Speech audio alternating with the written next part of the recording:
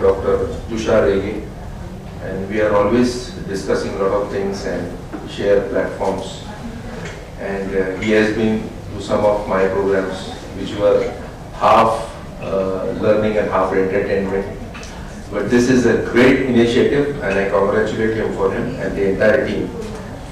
So he told me that you can either talk on a subject in diabetic foot or show some interesting cases, which I, as a general surgeon who now practice diabetic foot surgery and limb salvage, am in a small hospital, not like Cooper, but in Kurlava Hospital, running a secondary care diabetic foot OPD. I think it is the second diabetic foot OPD after Raya in Mumbai.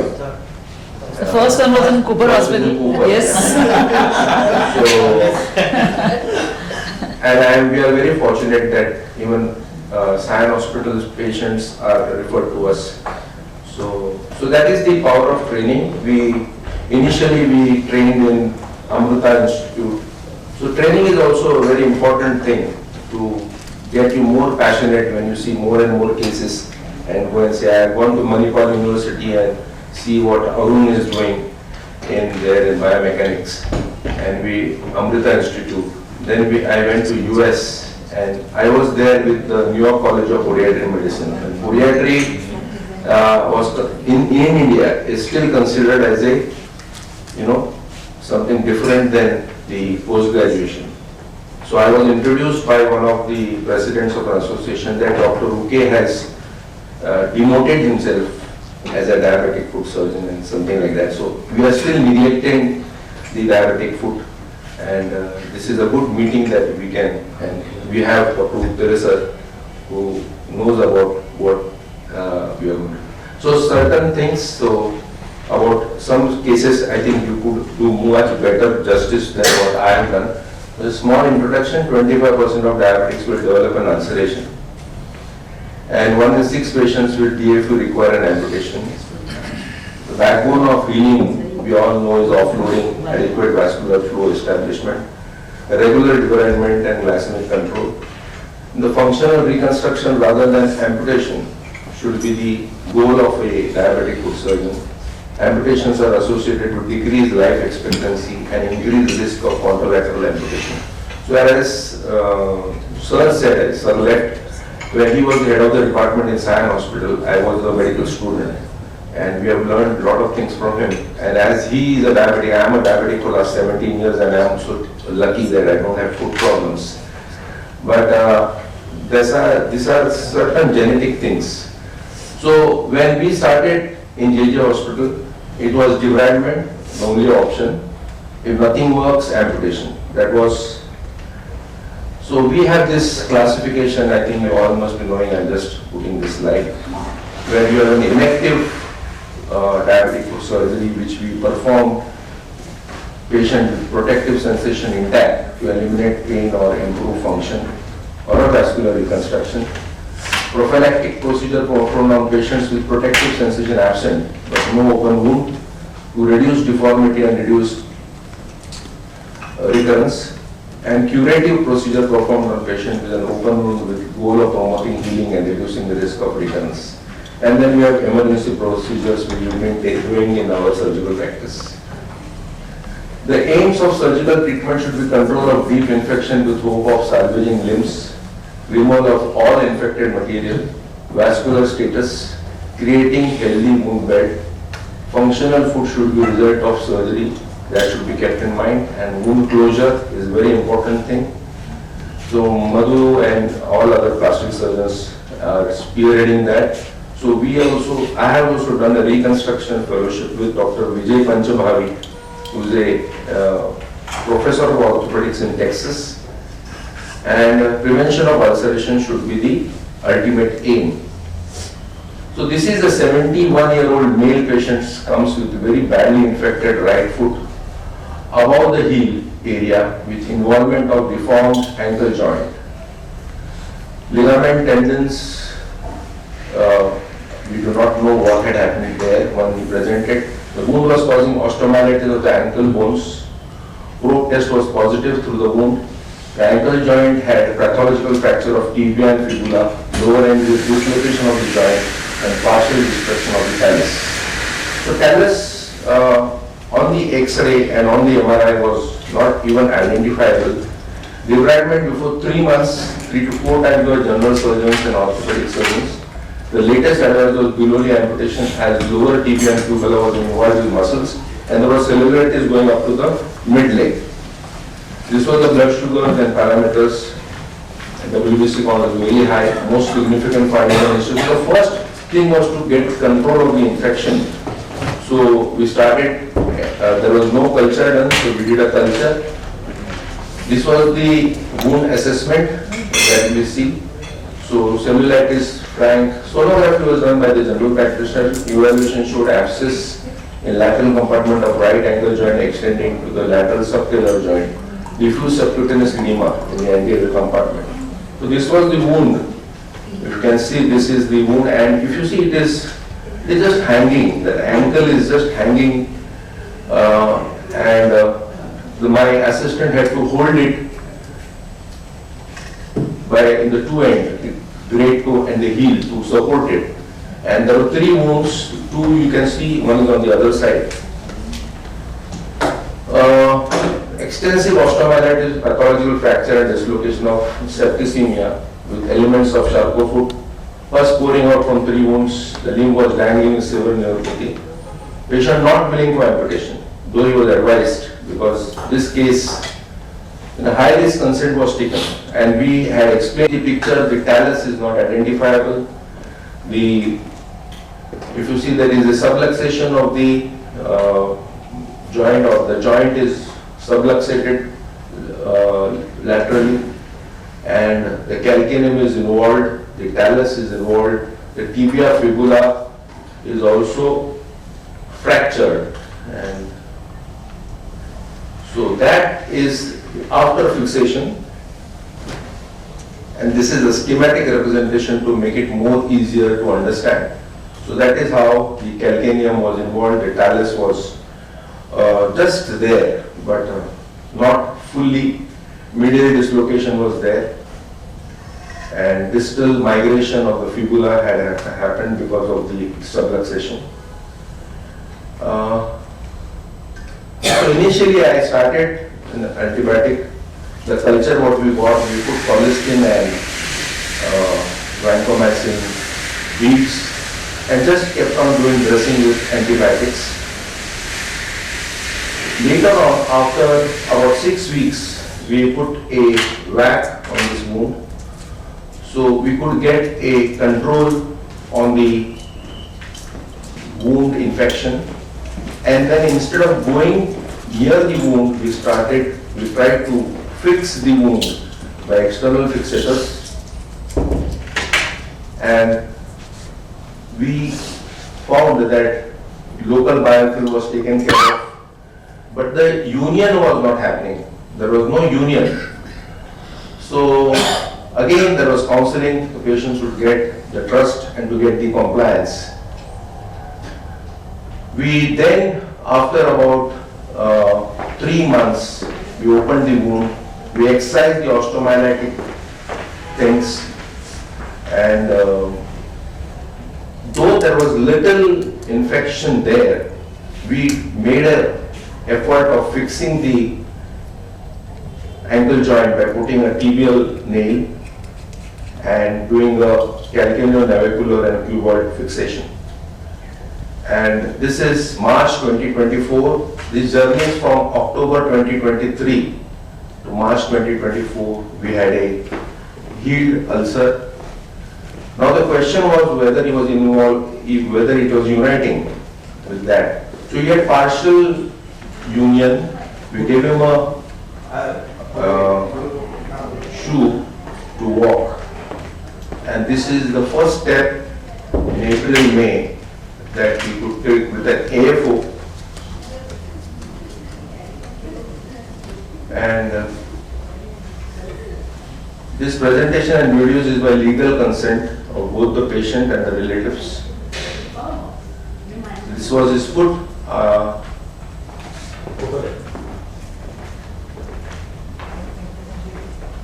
he could wear his own shoes. This was then in March. Now after that he developed the external pin infections. His screw fell off, so twice we had to reoperate him. And this is today, maybe 1 week back, that he is walking in his house. He's a retired person, so looking at his future life, I think this was the best thing to happen to him, and there can be no joy to see this patient. So this is the second case. 5 minutes is there. This patient, male, 56-year-old, came in 2009 with bilateral diabetic foot disease. That time, having bilateral diabetic foot was a rarity which presented at the same time, hence it was a challenge.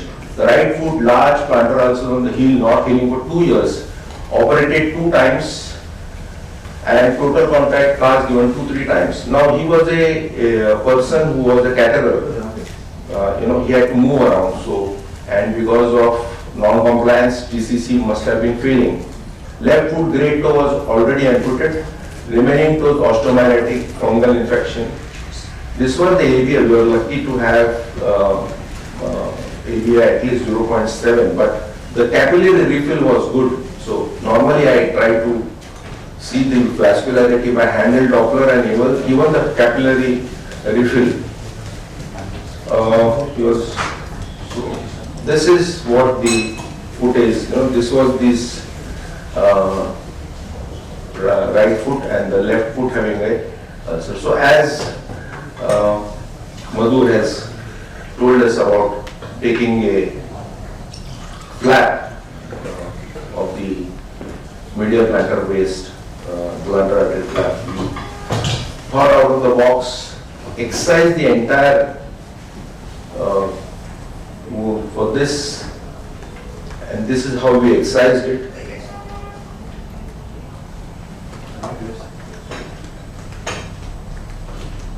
So we did a rotation flap and we fixed it. I'll just show you the video if it is running.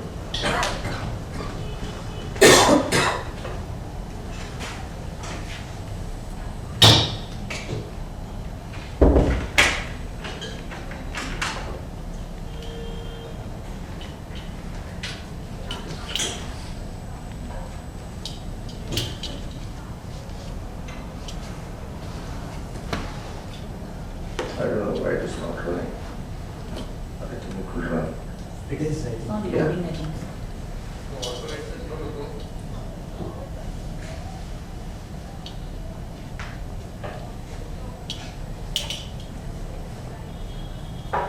It's not moving.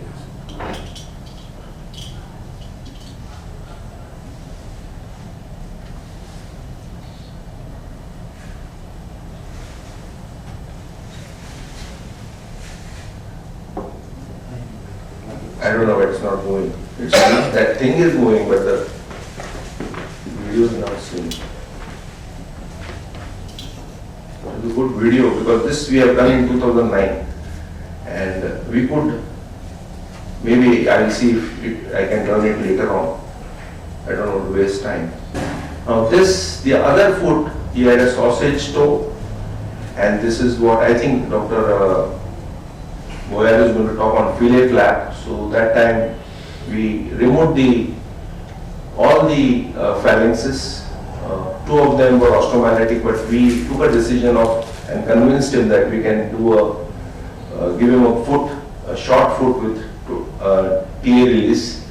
We removed this and we had this. You can see those inverted V-shaped incisions, so that we can give him a good stump. And that It is a preserved. yes. Now this is the posterior wedge that we used that time, and we trained him how to walk.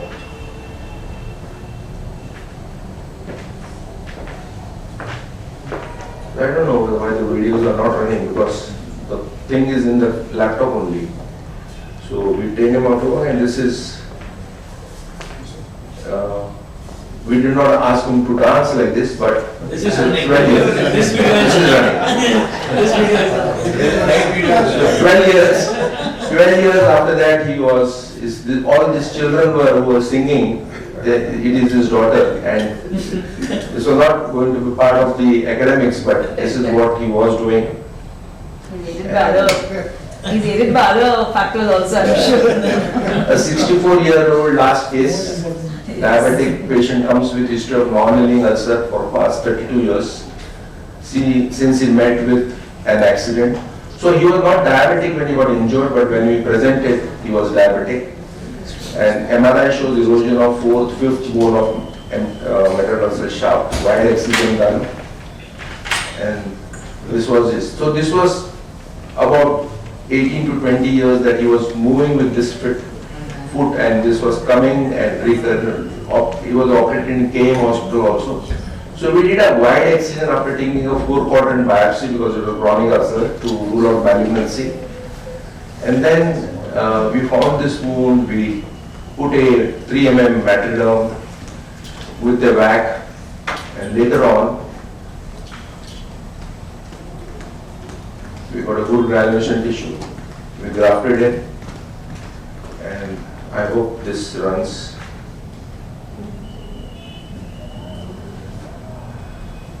And so I want to know about people who are very expert in footwear. What kind of footwear would you give him? Because now he's got a tibialis anterior dysfunction associated with this. We are giving him an AFO, but anything particular you people can suggest for him? This foot inwards with this surgery, will it Yes. remain inward? It is inverting. Taken out the inward. So before you talk, I would like to just end so that you can talk freely. The success is due to your ability to stretch yourself to the challenges of a situation in surgery. This is general surgery, with your intuition and intelligent out-of-the-box thinking. Failure comes when you don't confront and shrink in front of the challenges. Failure after sincere attempts is a necessary in the path to success. So, as I am very close to the IWPDF, which prepares guidelines for diabetic foot, what I have found that integrating guidelines, research and genuine experience in clinical practice provides high quality patient care, and that should be our target. Thank you. If you follow IWPDF, you cannot practice anything what you are doing. You can stop. You can stop practicing. Only You have to know what you should take. What you should take. There's nothing what they are. Sir, madam, you are using Urho. It is in the guidelines. That's what sir is Sir, last slide, it said MGR. MGR means Dr. Milind Ruke. We have, I think he is our own MG Ramachandran, the star of the meeting, sir. And as sir said, any defect in the ankle, you would always prefer to stabilize the ankle. So inversion is a deformity that happens at the level of the ankle. Nothing below an AFO will stabilize it. That is, so you need to add stability at the ankle is casting or AFO. So we are putting this, nowadays I also discussed this with you, if you remember this case, whether we can do a tendon transfer and... Yes sir, we can do, but it would have been preferable if we had a flap or native skin on that area. It's easy to do a tendon transfer, but even if you have a skin graft, we have done tendon transfers, but being careful just to preserve the extensor digitorum brevis there. What we do is we just dissect the extensor digitorum brevis, tunnel the tibialis anterior under it and just put it in with an interference screw. We have to put it to the lateral cuneiform or the cuboid. So that is the only way. Amit and Madhu, any fusion can help this patient? Which patient? TTC. Ankle fusion, sir. Ankle fusion. TTC fusion. Last inversion deform. The ankle. Fusion can help, sir.